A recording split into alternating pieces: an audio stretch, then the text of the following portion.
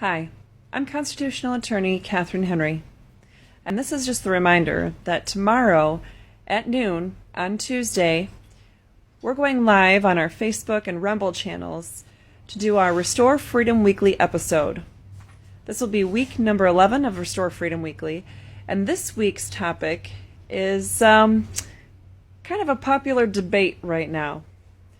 We're going to be covering the Don't Say Gay bill, as it's been called in mainstream media and on skits like Saturday Night Live had 2 Saturdays ago.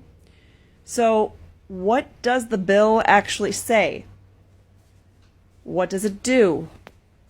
And what rights are really associated with this bill?